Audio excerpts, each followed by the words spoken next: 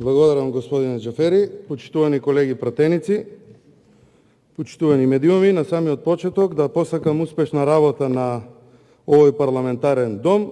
а имајќи во предвид принципите на демократијата, тоа е почитувањето на Уставот и законите пред кои сме еднакви и одговорни и ние како пратеници, а да дадеме пример за граѓаните на Република Македонија дека овој законодавен дом може да работи и по закон и по устав, при тоа почитувајќи го и деловникот за работа на Собранието на Република Македонија. Ако денот по утрото се познава, ќе имаме лош ден, затоа што начинот на формирањето на ова парламентарно мнозинство, начинот на почетокот на првата конститутивна седница, продолжетокот на првата конститутивна седница, не ни даваат за право да мислиме дека ова владеачко мнозинство, имајќи го во предвид начинот на кој што во предизборниот период манипулираше со вонредната состојба и со голем дел на уредбите кои што беа донесени во тој период, а ние како политичка партија реагиравме за истото, за што се сведоци и граѓаните во Република Македонија, укажува дека продолжуваме да работиме на истиот начин. Затоа и избрав да кажам дека ако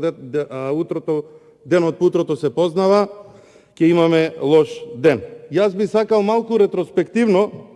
да поразговарам, затоа што пред нас ја имаме старо-новата коалиција, која што во предизборието не бираше зборови за навреда едни со други, при тоа повикувајќи се на честни кадри, повикувајќи се на почитување на право, правда, намалување на криминал, да денеска во пратеничките клупи гледаме измена на еден мал дел на пратеници, а голем дел од коалициони партнери на владеачкото мнозинство и пратеници од претходниот мандат седат во овие клупи. Со 62 пратеника, колеги пратеници, нема функционалност и нема стабилна работа да има во овој законодавен дом. Свесни сте и вие дека оваа работа вака нема далеку да оди, нема далеку и да стигне. Гледате дека и самиот почеток, кој што 2-3 дена успевате некако да го менаџирате и со разни изјави излегувате пред македонската јавност, ви оди многу тешко. Ретроспективно да потсетам за граѓаните кои што има еден тежок, бурен, 3-годишен период со работата на овој законодавен дом. Во целиот претходен мандат на владењето на СДСМ и коалиционите партнери, постојано бевме сведоци на кршење на процедурите и деловникот на Собранието, како и кратење на постапките со цел ускратување на поопширна дебата по одредени предлог закони. Во континуитет се користеше скратената постапка како алатка за избегнување на широка дебата, како и механизам да се избегне јавната расправа по одредени закони.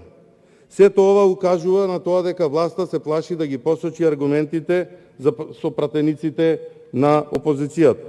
Имаше закони кои што беа обемни и со повеќе од 100 страни, кои се поднесуваа во скратена постапка, иако во Собранискиот деловник, членот 170, е предвидено дека скратената постапка се користи кога не е во прашање сложен и обемен закон. Имавме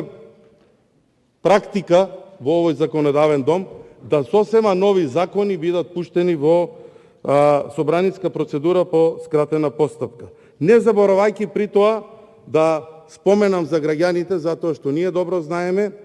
во предизборната програма на Социјалдемократскиот сојуз за минатите парламентарни избори имаше ветување дека скратените постапки ќе бидат сведени на минимум. Сега да ви кажам, колеги пратеници, што значи тој минимум. Од скупно поднесени закони од влада и пратеници, при тоа злоупотребувајќи и пратениците и други предлагачи, поминати беа некаде, не ме фаќајте за збор, меѓутоа мислам дека сум блиску до бројот, околу 850 закони во изминатиот 3-годишен период на оваа влада и ова коалиционо мнозинство, од кои што во скратена постапка имавме 330 закони, или во просек околу 40 закони, 40% од законите беа во скратена постапка. Тоа парламентарно мнозинство кое што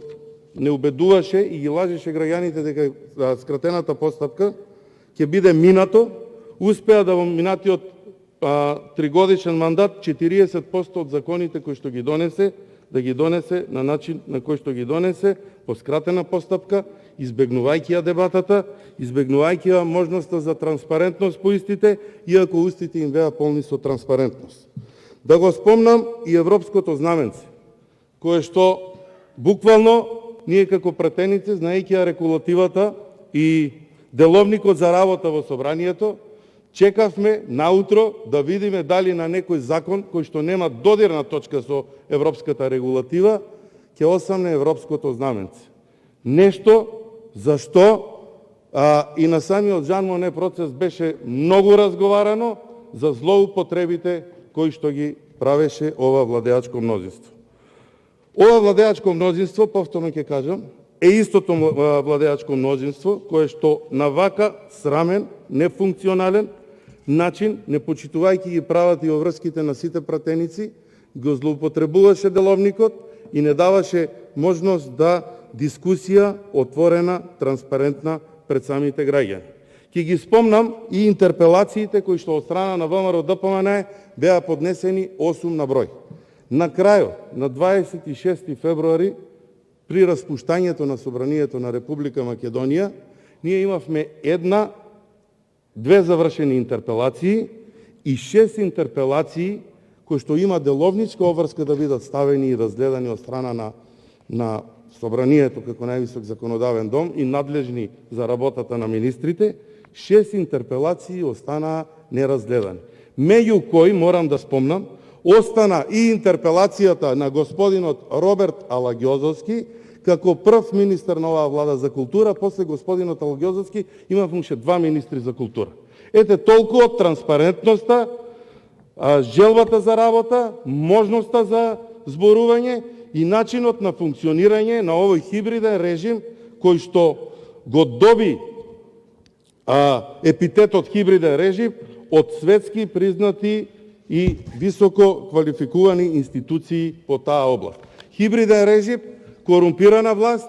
се епитетите кои што Република Македонија ги заслужи и ги носи благодарение на владењето на ова парламентарно мнозинство. Собирањето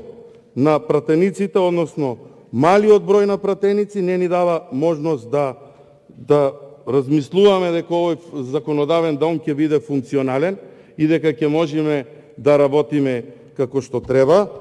Од мое лично име и од име на пратениците од ВМРО-ДПМН можам да кажам дека предлогот кој што го доставувате за председател на Собранието во ликот и делото на господинот Талат Џафери нема да биде подржан, затоа што во делот од предлогот видов една интересна реченица, кај што велите дека во претходниот мандат господинот Џафери успешно ги менаџираше сите процеси од надлежност на Собранието на Република Македонија, преку кој се обезбеди стабилност, напредок, развој на Република Македонија. Ако овие факти кои што денеска ви ги кажувам и ги презентирам пред вас и целокупната македонска јавност, ова се само мал дел од фактите, да не зборуваме и друго, анкетни комисии и сето она што беше попречувано, амандмани поднесени од страна на опозицијата, непочитување на опозицијата, нивните уставни и деловнички права, предлози на амандмани, нивно разгледување, имаше ситуации за неразгледување на амандмани официјално поднесени од пратениците на ВМРО-ДПМН. И ако ова, сето што сега го искажав, сметате дека е успешно менаџирање со сите процеси во надлежност на Собранието, тогаш вие имате проблем со разбирањето на демократијата и можноста за сите пратеници, граѓански избрани лица кои што ги застапници во овој парламентарен дом ги имаат, очигледно се косат со начинот на функционирањето и на разбирањето на демократијата. Благодарам, во интерес на времето тука ќе завршам и уште еднаш да спомнам дека пратеничката група на ВМРО-ДПМН апсолутно нема намера да даде подршка за председател на Собранието избран од ова тенко парламентарно мнозинство. Ви благодарам. Јован Митревски, реплика.